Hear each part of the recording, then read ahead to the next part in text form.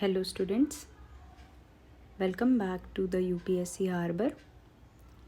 इस लेक्चर में हम अर्थक्वेक के बारे में पढ़ेंगे, समझेंगे अर्थक्वेक के कॉजेज़, क्या क्या उसके कैटेगरीज़ हैं, किस किस टाइप के अर्थक्वेक्स होते हैं, क्या डिस्ट्रीब्यूशन है अर्थक्वेक्स का ग्लोबली।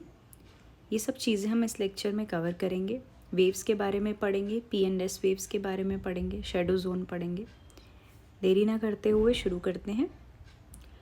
अर्थक्वेक दरअसल होते क्या हैं ये समझना ज़रूरी है। छोटी क्लासेस से हमने समझा है कि अर्थक्वेक होते हैं सडन शेकिंग या फिर ट्रेम्बलिंग ऑफ अर्थ होती है। ये क्यों होता है मैंने आपको समझाया था। जो क्रिस्टल लेयर होती है उसके नीचे एक मैग्मा की लेयर है, एस्टेनोस्फेयर की लेयर, जहाँ पे convectional current, heat currents rise होते हैं। वो वेव्स जब ट्रैवल करती हैं ऑल डायरेक्शंस में तो वो मूव करती हैं। उन वेव्स के ऊपर जो हैं टेक्टोनिक प्लेट्स हैं, हमारी कॉन्टिनेंटल प्लेट है, ओशनिक प्लेट है उन वेव्स के ऊपर, और वो जब खुद मूव करती हैं तो उसकी वजह से वो कॉज करती हैं उन टेक्टोनिक प्लेट्स का मोशन भी, जिस वजह से हमें सडन शेकिंग या ट्रैम्बलिंग फील होती है, जिसे हम अर्थक्वेक का नाम देते हैं। अगर आपने boundary interactions and convergence, divergence ये सब नहीं पढ़ा है तो मैं आपसे रिक्वेस्ट करूँगी कि आप पिछले लेक्चर में वो भी कवर कर लें। प्लेट टेक्टोनिक्स का लेक्चर बनाया है मैंने इन डेप्थ, आप उसमें जाके वो सभी चीज़ें समझ सकते हैं। वो आपकी मदद करेंगी अर्थक्वेक्स को समझने में। आगे बढ़ते हैं। ये जो वाइब्रेशंस होती हैं इन्हें हमने एक टर्म से डिफाइन किया है जिसे हम सिस्मिक वेव्स बोलते हैं। सिस्मिक वेव्स जनरेट होती हैं बिलो द कॉन्टिनेंटल क्रस्ट और ट्रैवल करती हैं अर्थ में। शुरू करती हैं अर्थ के डेप्थ से और फिर पेनिट्रेट करते हुए आती हैं क्रिस्टल लेयर पर। इनको रिकॉर्ड करने के लिए कुछ इंस्ट्रूमेंट्स भी बनाए गए हैं जिन्हें हम सिस्मोग्राफ्स बोलते हैं। ठीक है, सिस्मोग्राफ्स की ज़रूरत क्यों है? सिस्मोग्राफ्स प्लॉट किए जाते हैं, लगाए गए हैं उन जोग्राफिकली हमने डिस्कवर कर ली हैं वो जगह जहाँ पर प्रॉबिलिटी काफ़ी ज़्यादा है अर्थक्वेक के आने की, या फिर जहाँ पे बहुत ज़्यादा हाई इंटेंसिटी के अर्थक्वेक्स आते हैं।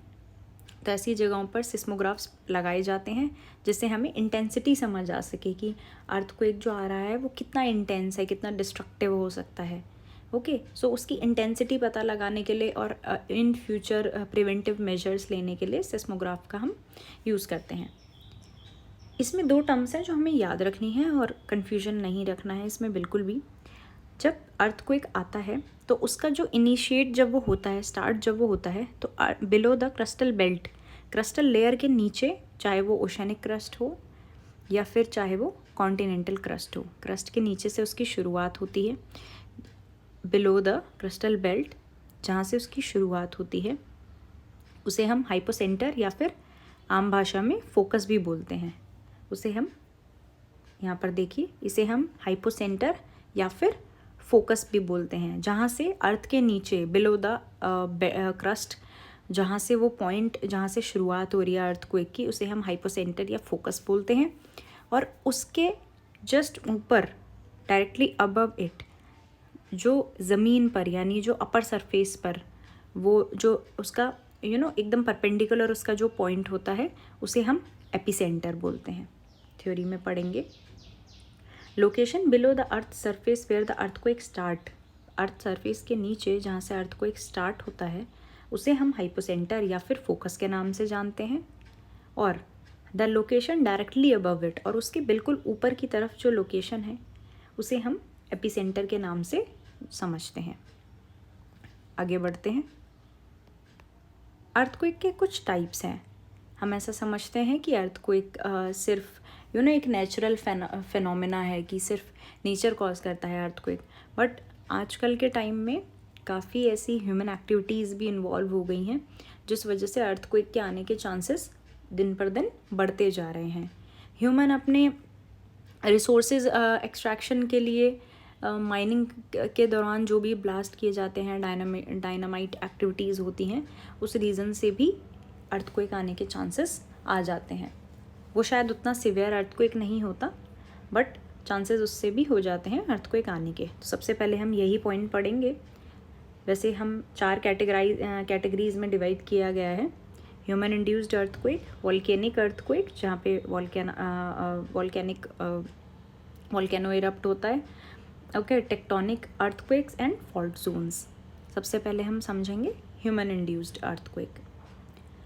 ह्यूमन इंड्यूस्ड अर्थक्वेक, जैसा मैं अभी आपको ब्रीफ दे रही थी कि ऐसे एरियाज़ में जहाँ पे बहुत इंटेंसिव माइनिंग एक्टिविटीज़ हैं, जहाँ से आप माइनिंग करके ओर्स मिनरल्स वगैरह आप एक्सट्रैक्ट कर रहे हो, तो माइनिंग के दौरान क्या किया जाता है कि कई बार ब्लास्ट किए जाते हैं वहाँ पे, ओके, ब्लास्ट किए जाते हैं ताकि आप अपना वे बना सकें, रॉक्स जो चट्टाने हैं उन्हें तोड़ के अंडरग्राउंड माइनिंग कर सकें।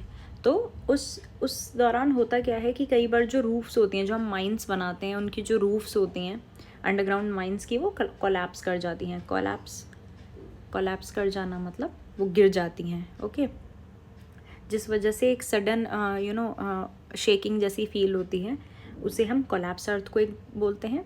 क्यों कोलैप्स अर्थक्वेक? क्योंकि उसकी जो अंडरग्राउंड माइन थी उसकी रूफ कोलैप्स कर गई एक टाइम के बाद इंटेंसिव माइनिंग के कारण, इसीलिए हम उसे कोलैप्स अर्थक्वेक के नाम से भी जानते हैं।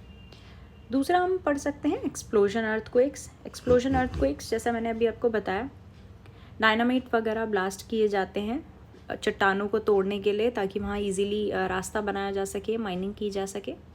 इस वजह से हम एक्सप्लोजन अर्थक्वेक बोलते हैं, क्योंकि एक्सप्लोजिव जो मटेरियल्स होते हैं उनका वहाँ पर यूज़ किया जाता है।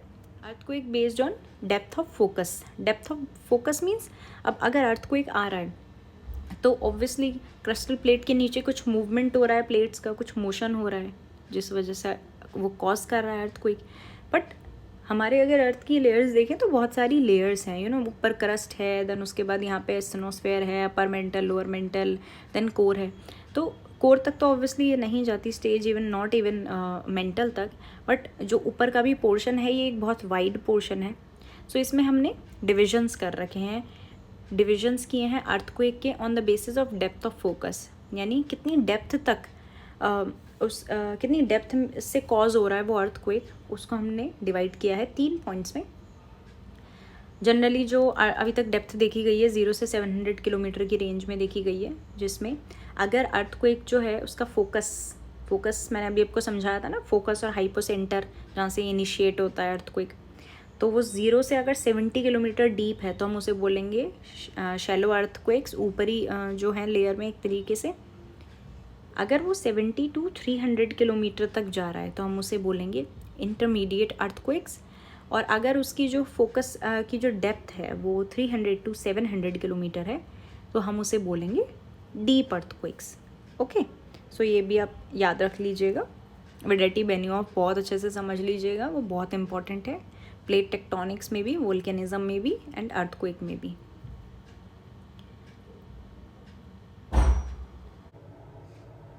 नाउ सेकंड कैटेगरी जो हम पढ़ेंगे इसके बाद वो हम पढ़ेंगे वोल्केनिक अर्थक्वेक्स, ओके। सो नाम से ही आपको इजीली समझ आ रहा होगा कि वोल्केनिक एरप्शन के कारण जो अर्थक्वेक्स इंड्यूस होते हैं, ठीक है।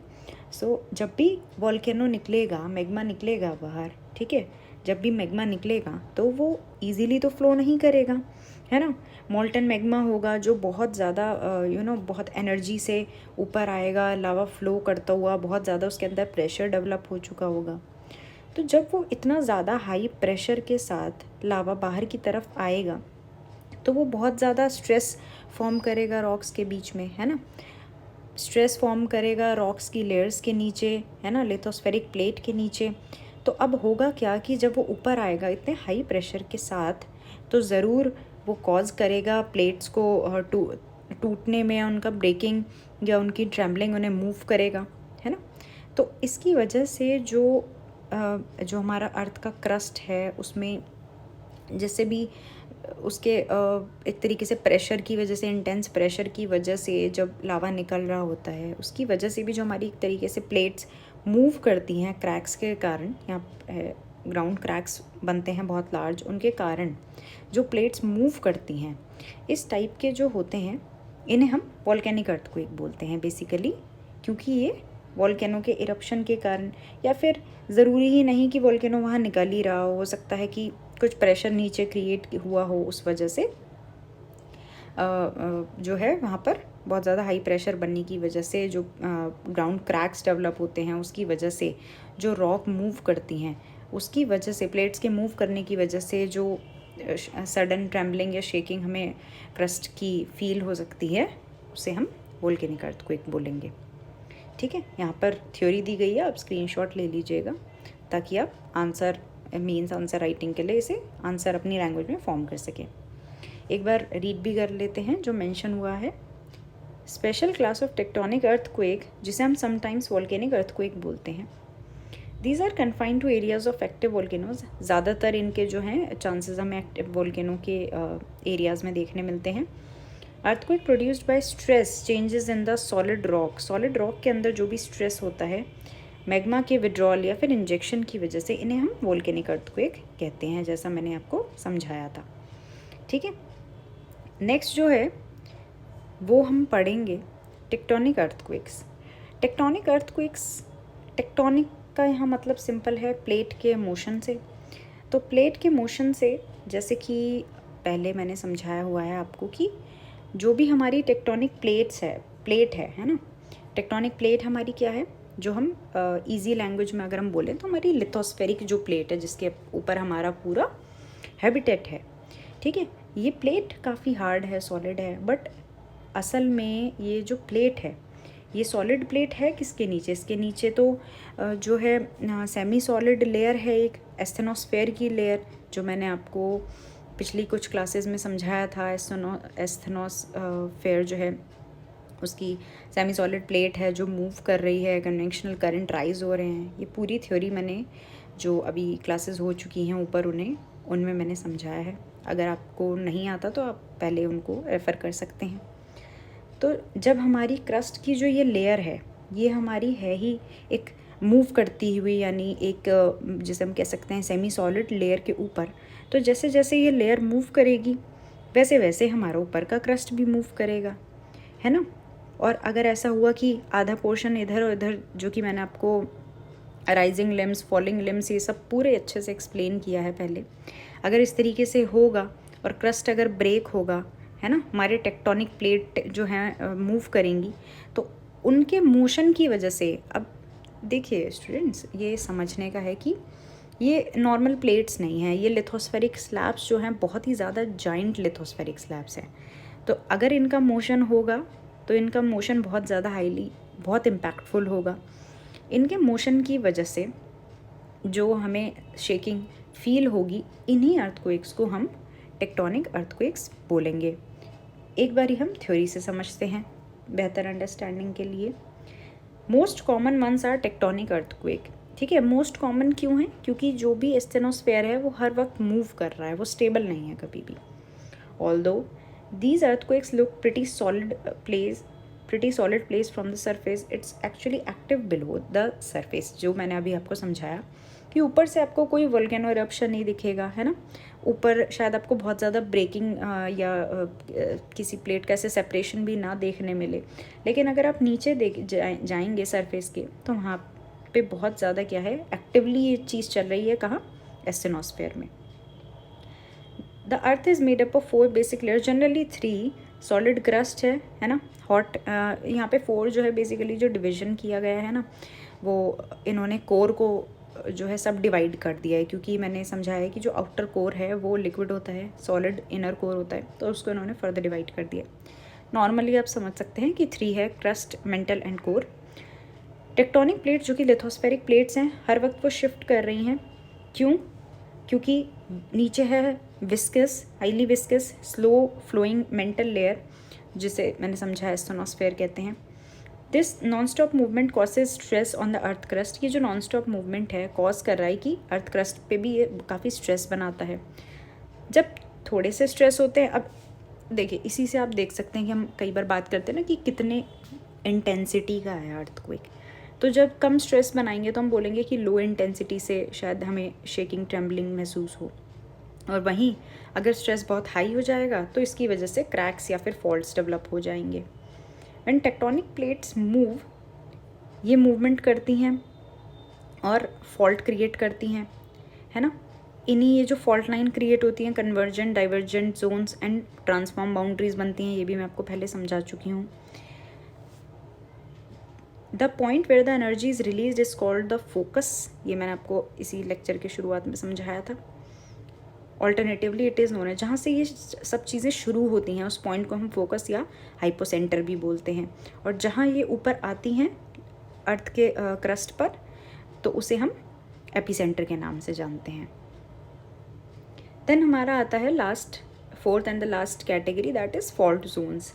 ठीक है, फॉल्ट जोन्स बहुत ईजी है अपने आप में समझना, जहाँ पर भी ऑलरेडी फॉल्ट क्रिएट हो चुके हैं, है ना, उन फॉल्ट के क्रिएट हो चुके हैं। अब ये भी तो मूव करेंगे, तो ये आपस में मूव कर रहे हैं, ना ही ये कन्वर्ज कर रहे हैं और ना ही ये डाइवर्ज कर रहे हैं, ये एक तरीके से ऐसे पैरेलली मूव करते हैं और एक दूसरे से क्या करते हैं, एक तरीके से ये फ्रिक्शन क्रिएट करते हैं एक दूसरे से। तो इस फ्रिक्शन की वजह से भी कई बार हमें अर्थक्वेक, जब ये एक दूसरे से स्लाइड करते हैं इधर, उसकी वजह से भी हमें अर्थक्वेक्स देखने को मिलते हैं, जिन्हें हम फॉल्ट जोन्स की कैटेगरी में रखते हैं।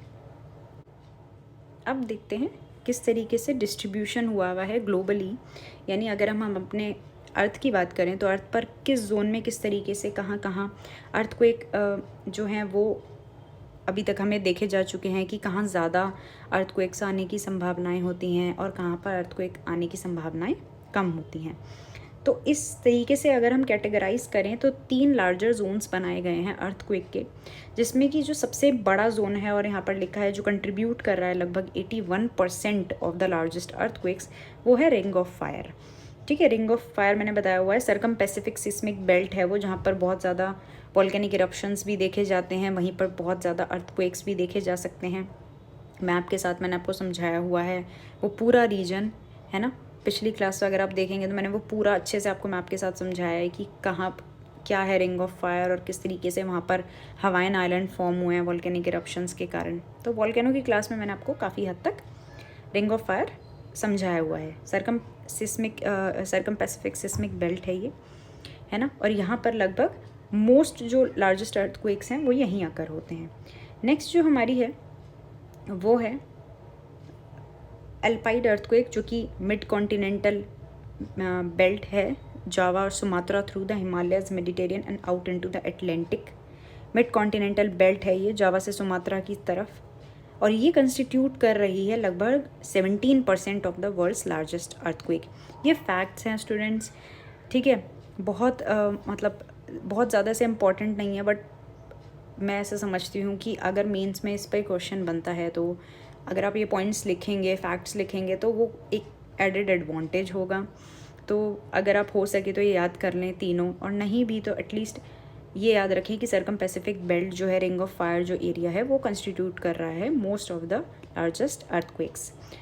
आ जाते हैं थर्ड प्रोमिनेंट जो है वो मिड अटलांटिक रिज है, जो कि मैंने समझाया हुआ है आपको, डाइवर्जेंट प्लेट बाउंड्री है ये, वहाँ पर भी काफ़ी हद तक जो है देखने को मिलते हैं अर्थक्वेक्स। अब हम आ जाते हैं ये देखने के लिए कि मेजरमेंट कैसे किया जा रहा है अर्थक्वेक्स का, है ना। तो हम ये तो समझ गए कि अर्थक्वेक्स आते हैं, लेकिन क्या सारे अर्थक्वेक्स एक ही समान है? नहीं, कुछ अर्थक्वेक्स ऐसे होते हैं जिसमें अर्थक्वेक आ जाता है और हमें शायद पता भी नहीं चल पाता है कि अर्थक्वेक आया है ना। हमें न्यूज़ से या न्यूज़पेपर जो भी मीडिया है उसके थ्रू पता चलता है कि ओके अर्थक्वेक आया था कल। बट कुछ अर्थक्वेक्स ऐसे होते हैं जो बहुत ज़्यादा हाईली डिस्ट्रक्टिव हो जाते हैं, बहुत ज़्यादा डिस्ट्रक्शन वो कॉज कर देते हैं। अब इस तरीके से ये पता लगाना कि क्या इंटेंसिटी है उस अर्थक्वेक की, ये बहुत ज़रूरी हो जाता है कि ताकि हम रिलीफ उस जगह तक पहुंचा सकें, है ना। या फिर हम पहले से ही एक पैटर्न नोट कर सकते हैं, हिस्टोरिकल जितने भी वहाँ अर्थक्वेक्स आए हैं हिस्ट्री में, तो हम एक पैटर्न नोट कर सकते हैं कि हाँ यहाँ पर बहुत ज़्यादा संभावनाएं हैं आने की, या फिर यहाँ पर बहुत ज़्यादा इंटेंसिटी या मैग्नीट्यूड का अर्थक्वेक आता है, तो वहाँ पहले से ही कुछ प्रिवेंटिव मेजर्स लिए जा सके। इस चीज़ के लिए जानना बहुत ज़रूरी है कि मतलब अर्थक्वेक का मेजरमेंट करना बहुत ज़रूरी हो जाता है उस केस के लिए। हम देखते हैं किस तरीके से मेजर किया जा रहा है। अर्थक्वेक्स की जो भी वेव्स हैं वाइब्रेशंस की फॉर्म में, या जिसे हम सिस्मिक वेव्स के नाम से जानते हैं, उस तरीके से अर्थ के क्रस्ट तक पहुंचती हैं। ठीक है, जिन्हें हम मेजर करते हैं एक इंस्ट्रूमेंट में जिसे हम सीस्मोमीटर बोलते हैं, है ना। ये आपको दिख रहा होगा, यहाँ सीस्मोमीटर है। इस तरीके से ये मेजर कर रहा है क्या, कि अर्थ की जो भी वाइब्रेशंस आ रही हैं उन्हें। अब सीस्मोमीटर क्या करता है, डिटेक्ट करता है वेव्स को और उन्हें रिकॉर्ड करता है एक जिगजैग पैटर्न की सीरीज़ में, है ना। इसकी मदद से साइंटिस्ट पता लगा सकते हैं location and intensity of the earthquakes, जो कि उस इंफॉर्मेशन से वो निकालेंगे जो कि सीस्मोग्राफ ने रिकॉर्ड करी होगी। This record also provides information about the rocks the seismic waves travel through, है ना। ये ज़्यादा इतना इस पॉइंट में डेप्थ में जाने की ज़रूरत नहीं है। बेसिकली वो ये बोल रहे हैं कि रॉक्स का भी, क्योंकि देखिए आप इजीली पता लगा सकते हैं कि इस रीजन में अगर अर्थक्वेक बहुत ज़्यादा आ रहा है तो आप रॉक से भी किस तरीके की रॉक्स में जो वाइब्रेशंस हैं अर्थक्वेक की, है ना, सिस्मिक वेव्स जो हैं वो बहुत इजीली पेनिट्रेट कर पा रही हैं, तो आपको क्रिस्टल लेयर पे उसका हाई इफेक्ट देखने को मिलेगा। और अगर कुछ रॉक्स जो हैं वो उन्हें टॉलरेट कर ले रही हैं, इतना ऊपर तक नहीं आ पा रहा है, तो उस केस में आपको उसका इम्पैक्ट लो देखने को मिलेगा। तो वो उसी के बारे में बात कर रहे हैं। जो अर्थक्वेक के इवेंट्स होते हैं वो स्केल किए जाते हैं मैग्नीट्यूड या फिर इंटेंसिटी में। जो मैग्नीट्यूड स्केल है उसे हम रिक्टर या रिक्टर स्केल के नाम से जानते हैं। रिक्टर स्केल मैग्नीट्यूड रिलेट करता है कितनी एनर्जी रिलीज़ हुई है उस अर्थक्वेक के दौरान, है ना। और मैग्नीट्यूड जो है वो 0 से 10 की वैल्यूज़ में हमें इंटेंसिटी बता देता है, 0 being the lowest and obviously 10 being the highest. जो इंटेंसिटी स्केल है उसे हम मर्कैली स्केल बोलते हैं, इटालियन सिस्मोलॉजिस्ट के नाम पर रखा गया। The intensity scale takes in account the visible damage. इसकी मदद से हम पता लगा सकते हैं कि कितना डैमेज या डिस्ट्रक्शन हुआ है उस अर्थक्वेक के कारण। ये है सिस्मोग्राफ। देखते हैं जनरल इफ़ेक्ट्स क्या होते हैं। अर्थक्वेक्स नेचुरल हैज़ार्ड हैं, है ना। हाई मैग्नीट्यूड ये सब मैं आपको समझा चुकी हूँ। बहुत ज़्यादा इमीडिएट हज़ार्डस इफेक्ट हमें देखने मिल सकते हैं, जैसे ग्राउंड शेकिंग, ये तो काफ़ी वो है कॉमन, ठीक है। देन जो मेन है हम वो देख लीजिए, लैंडस्लाइड्स हमें देखने को मिलती हैं। जो अगर आप इंडिया की बात करें तो हमें जितना भी नॉर्दर्न पोर्शन है वहाँ पर काफ़ी जो पाथ हैं वो ब्लॉक हो जाते हैं। अगर कोई अर्थक्वेक आता है तो लैंडस्लाइड्स हो जाते हैं, है ना।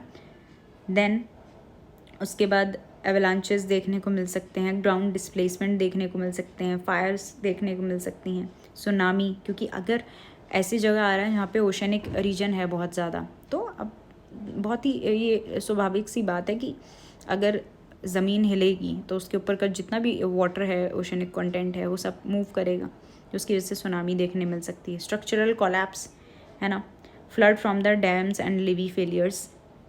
सो लेवी क्या है वो हम समझेंगे आगे, लेवी आगे आएगा। देन हम अब ये देख लेते हैं अर्थक्वेक के बारे में। तो हमने सब कुछ पढ़ लिया, क्या होते हैं, कैसे होते हैं, किस तरीके से डिवाइडेड हैं, क्या कैटेगराइजेशन है, वर्ल्ड में कहाँ पर हैं। जैसे देखा हमने कि सर्कम पैसिफिक बेल्ट पे मेन है 81% अप्रॉक्सीमेटली।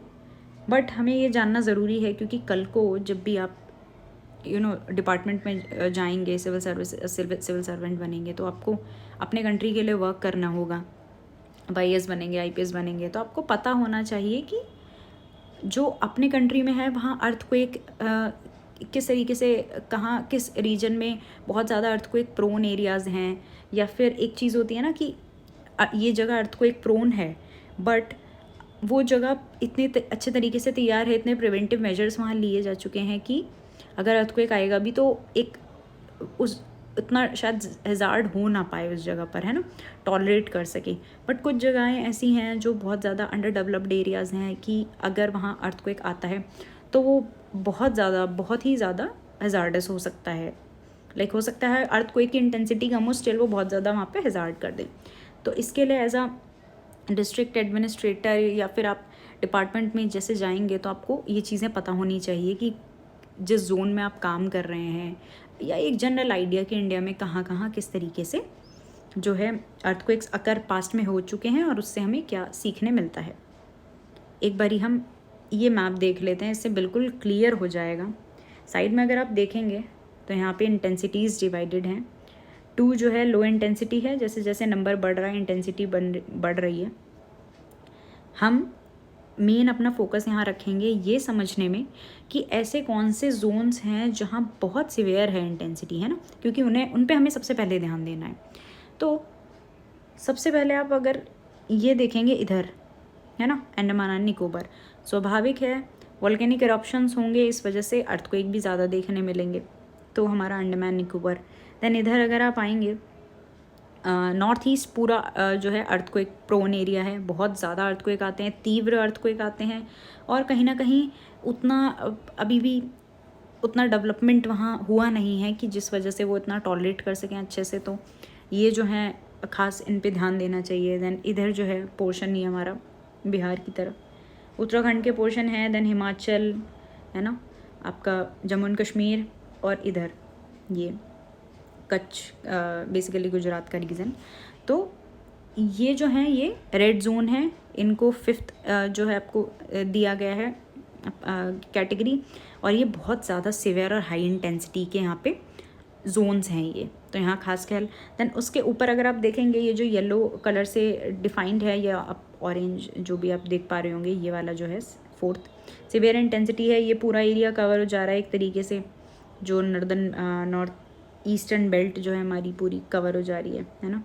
थोड़ा सा इधर मुंबई का पोर्शन है, ओके। देन सेकेंड जो है सॉरी ये जो थर्ड है मॉडरेट इंटेंसिटी के, ये इसमें तो काफ़ी पोर्शन कवर हो रहा है, पूरा मिडल जो इंडिया है वो है, देन नीचे सदर्न पोर्शन, और बीच बीच में काफ़ी पोर्शन जिसमें बहुत लो इंटेंसिटी है।